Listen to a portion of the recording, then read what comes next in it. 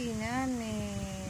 At yan, ang hirap lang mga anak talaga, baby. Kailangan ay mag-sacrifice ay na actually nagdamdam siya 3 in the morning o 3:30. Actually is for 37, almost 1 hour. Hindi, ngayon lang ako naka-experience na ang puso yung mga anak. Yes. Palay masakit, baby. Ang palay parang tao din, naiyak-iyak din. Ay, nahinga pa, pa, baby.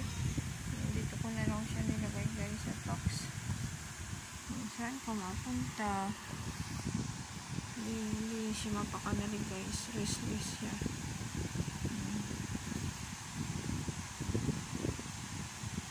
Actually, ako kulang sa tulog. Pero kailangan ko samahan siya sa hindi pwede siyang mag-isa.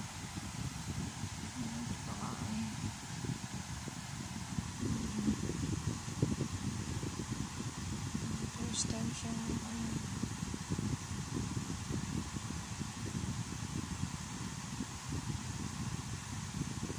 yan pala mga anak, guys.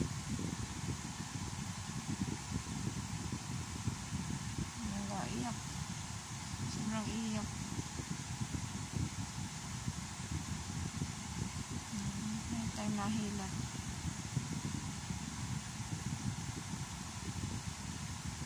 Balik ka na doon, baby, sa box mo. Balik ka na doon. Dito ka, baby, mga anak, sa box. Dito na, dito sa box. Baby. Ay, baby na. Baby na.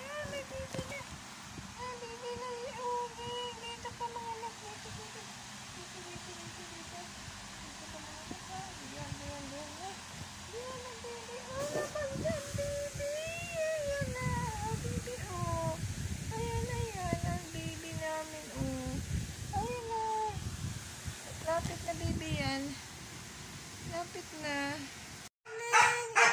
Ay. Ang liit. Dilagat. Nanganganak na siya, brother. Nagbulong doon sa pusang, Sabi niya, manganganak na ako. Yung isa naman ay parang, ang liit. Wow. Ay, nagkakaroon na. Baby. So far, isa pa lang ang baby niya. Gayaan pala ang pusa. Pag nanganganak, guys.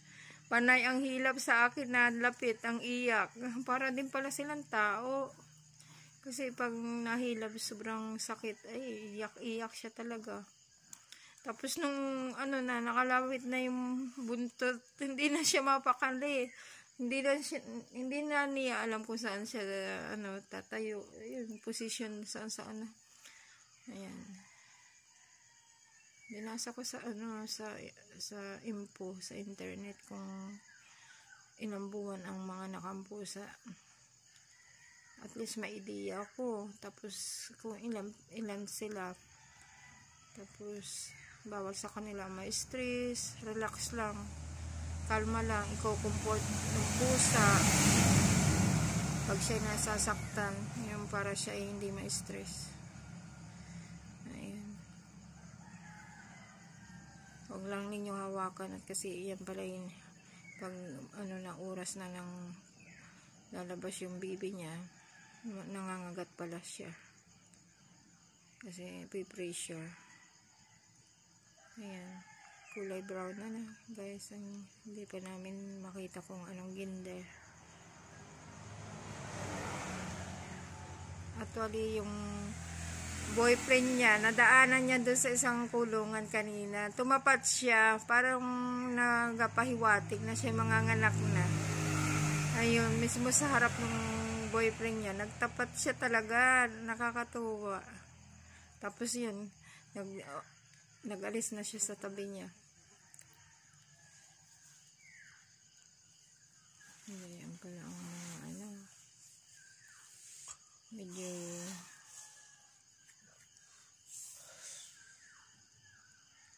solo nila ang sacrifice.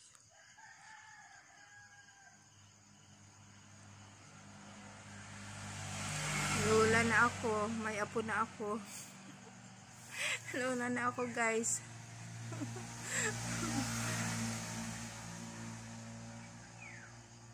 Sobrang ano nito eh. Iyak ay. Mami ka na. Hindi ka na ano. Ayan ang baby mo na. Baby. Ang ganda ng kulay. May lahi po ang baby niyan. Meron pa siguro isa.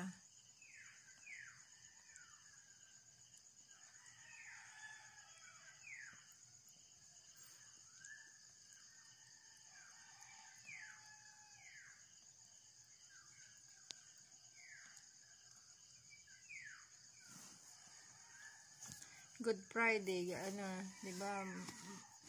Mahal na araw kahapon nanganak siya. Hindi na malilimutan yung panganak nitong pusang ito. Kasi unang baby pa lang niya itong anak.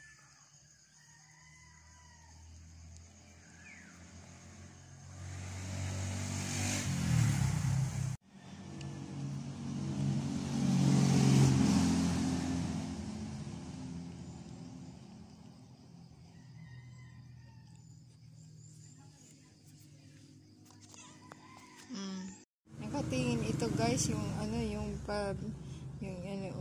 natingnan sa ko, behave siya kasi kapatid mo yan. Nagtingin nga siya, ito yung baby naming makulit. Kanina yung yung nakakaramdam na siya ng mga anak, nakulit naman itong bibing ito. Ayan. Ngayon may baby na yan, ano, hindi ka na maingay yan, hindi mo nakukulitin yan.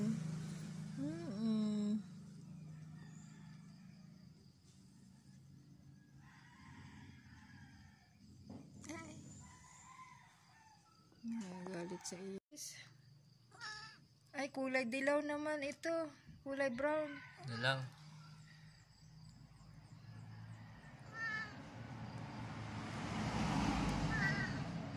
Push. Tulak. Kaya mo yan. Tulak pa. Tulak pa. Uling. Tulak pa. Kaya mo yan, baby.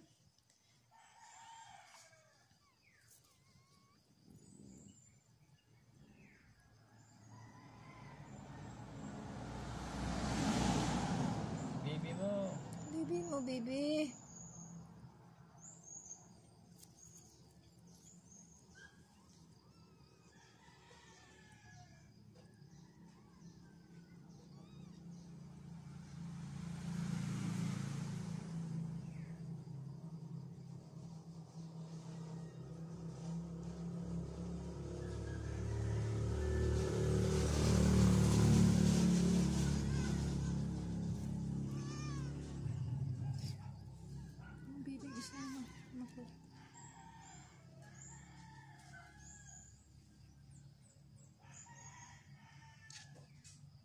Kita galing yung baby isa at baka ma-distract, maisturbo.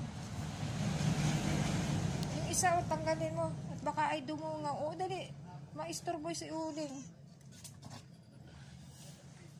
Nanganak yung baby, malakalak. Nanganak yung baby. Nanganak yun.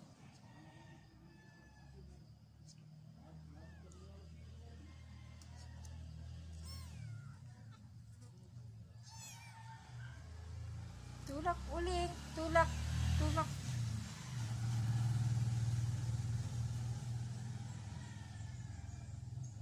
Yung tali, uling, putulin mo yan. Yung kulay nasa dilaw. Ayan na. Dali.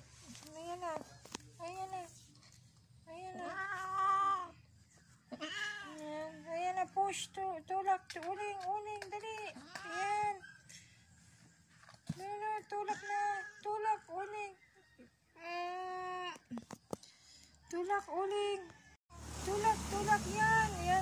Tulak pa, tulak. Tulak. Ako ang napapapush sa iyo ay. Tulak, ayan, tulak na. Relax, uling. Relax lang. Ma-heart ang baby mo. Ayan, huwag mong kagatin yan. Baby yan. No. Baby mo yan. Huwag mong ilipat ang huwag mong kagatin yan.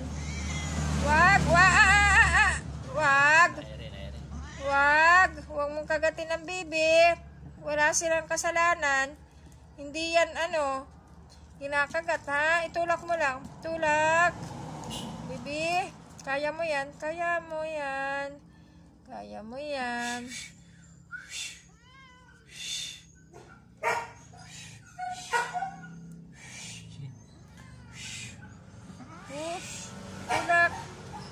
Malaki yung pangatlo. Tulak na. Dali na, tulak na. Lapit na. Tulak pa, push. Tulak, baby. Tulak na. Tulak.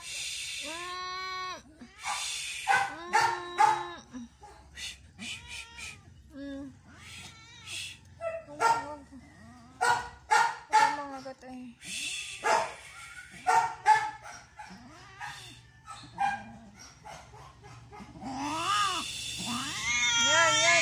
Okay na. Yan. Okay na, baby. Don't.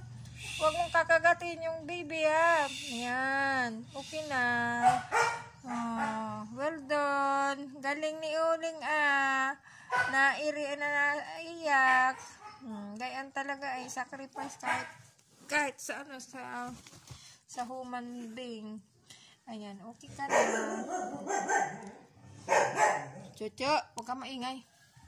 Huwag mong ilagay dyan. Baby, may tatlo ng baby kong kapatid. Ito si kapatid niya yung mama niyan. Ay, kapatid niya yung daddy niya. Bali tatlo ng baby niya. Tapos yung kulay din niya, dalawang brown, tapos isang kulay itim.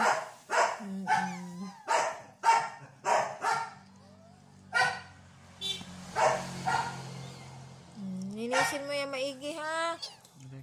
Linisin mo maigi. Ilagay mo dyan sa bangko. Linisin mo maigi yan. Kalakihan yan, Malaki Laki. Kaya hirap siya, Paano nangyari yan? Tingnan ko yung tiyan. Hindi naman kalakihan, Laki. Pala ang pusa kahit. Ang ganda ng baby, Ganda ng baby namin, Guys, ito yung kaanak kanina. Tulog ang baby. At least siya ay pagmahal sa anak. Yung ibang mga pusa ayaw padidihin. Basta maalaga ka sa mga hayop. Nararamdaman nila yung pagmamahal nyo, yung sila welcome, tapos yung pag-aasikaso na sa mga anak niya. Tama guys. Ay, huwag mo apakan ng baby. Masasaktan. Tulog pati siya. Yung kuko mo, baby. Maapak. Ay, natikaya ang baby. Kahawig niya itong itim, guys. Itong itim, kulay, ito, ang ganda nitong dalawa. Nagmana doon sa daddy niya, kulay brown.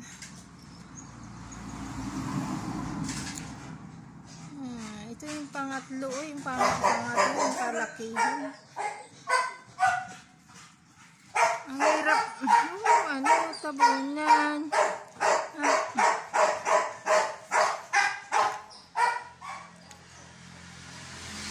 Tulog ka muna, Uling. Tulog ka muna. Yan, pahinga ka, palakas ka, ha. Ang lamok, ay. Lamok na ito. Kain ako ng aga,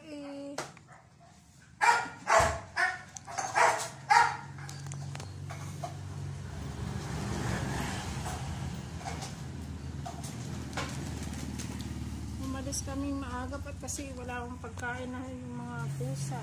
Lalo na ito bagong anak. Ayun, binila ko agad siya ng makakain. Dahil ko pa may anak. Guys, yan nung bagay siya masama ang pakiramdam. Dali-dali kong tinakbo sa sa doktor sa bayan. Yung pala'y nahapo siya na may sipon. Okay na siya. Malambing itong pusang ito. Ayan nga lang. Kahit anong ingat mo sa mga pusa, hindi namin namalayan pala yung nabuntis na ay. Nanganak na ito ay. Ha? At ang balita? Wala. Wala balita. Ay, yung babae kahapon. Dito? Nakita ba? Wala pa si Tatang. Wala tayong balita so far. So, wala siya dito.